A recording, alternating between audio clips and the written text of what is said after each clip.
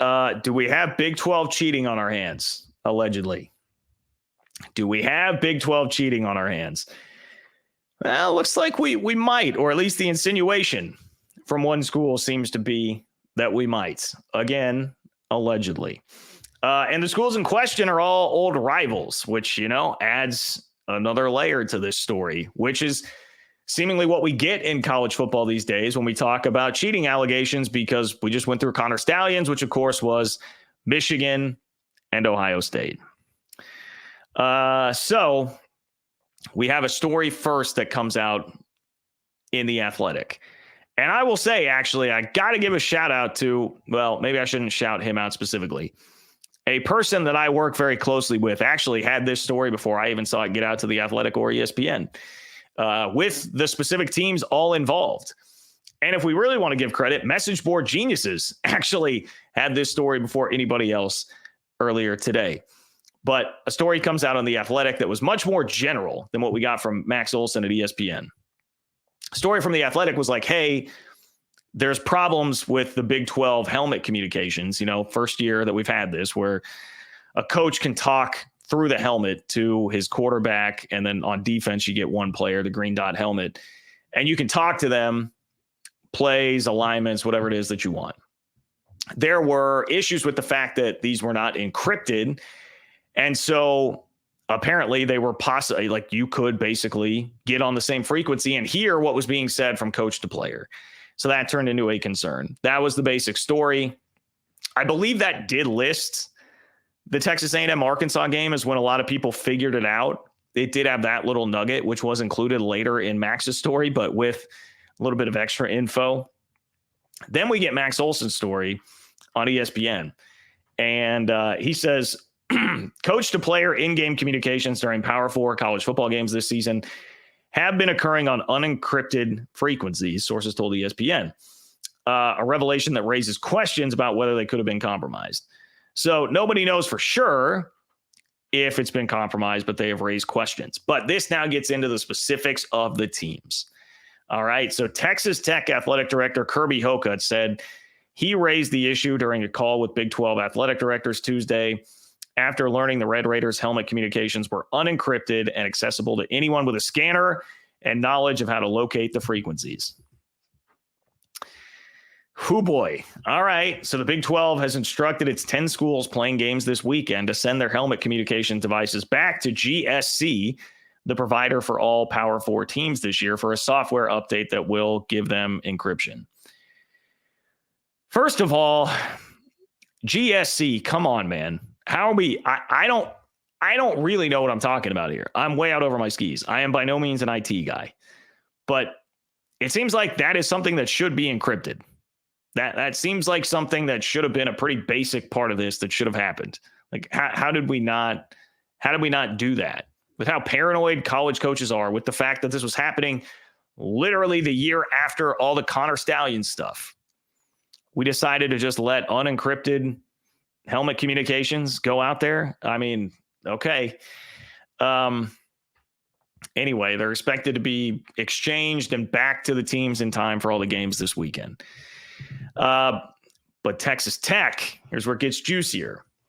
Texas Tech has requested a report from the Big 12 on its recent games against TCU and Baylor to ensure the integrity of the games were not compromised. And the conference is accommodating that request. So Texas Tech requested that the Big 12 look into games against TCU and Baylor to ensure the integrity of the games were not compromised. Now, if you think this is them making a specific accusation, what's interesting is, like, I'm reading that right at face value. Texas Tech asked the Big 12 to look into their games against TCU and Baylor to make sure the integrity of the games were not compromised. 2 games that Texas Tech lost, by the way. And then 2 paragraphs later in the story, it says no schools have made specific allegations that an opponent may have accessed their in-game frequencies. And several coaches have questioned whether a competitive advantage could be gained if that did occur. Now, the back part of that, that's fine. We can have a discussion of whether or not there's actually competitive advantage there. But does it not seem like a little bit of cognitive dissonance that we're saying Texas Tech requested, like, hey, Big 12, we want you to look into our games against TCU and Baylor to make sure that the integrity of the games weren't compromised. But then in the story, we're clarifying no schools have made specific allegations that an opponent may have accessed their in-game frequencies. That's even the word may is pretty important there. It's doing a lot of lifting, because I would say that asking the Big 12 to look into those games to make sure the integrity of the games were not compromised would qualify as making an allegation that an opponent may have accessed in-game frequencies. That's not saying, hey, we know they did it. That's saying, look into this in case it happened, which to me would be another way to say that. Hey, that may have happened, so double check it. Like, that seems crazy. I'm sure it's doing some work for Texas Tech on that end, I would imagine. Like, that's just covering their tracks a little bit here. But I mean, in essence, that's what you have happening, right? I mean, Kirby Hocutt gave Max Olson a quote. It says, quote, "We've got to have a game whose integrity is not questionable in any way on a Saturday afternoon. We owe it to the 120 young men on our football team to ensure that happens, that it's a game of fair competition and the same set of rules are enforced." Okay. So Texas Tech is trying to look into, they want to make sure that Baylor and TCU were not cheating, according to this story. Reportedly, allegedly, whatever it is that you want to say there. Now we get a little bit more on the story about the Texas A&M Arkansas game, where Olson says a frequency coordinator made the discovery in late September while setting up for the Texas A&M Arkansas game at AT&T Stadium. The coordinator notified the SEC of his findings, as well as Baylor and TCU, which forwarded the information to the conference. That's an interesting detail, right? Like, somewhere Max Olson learned in this story, hey, someone figured out there might be issues with the helmet comms in the A&M Arkansas game, and they told Baylor and TCU.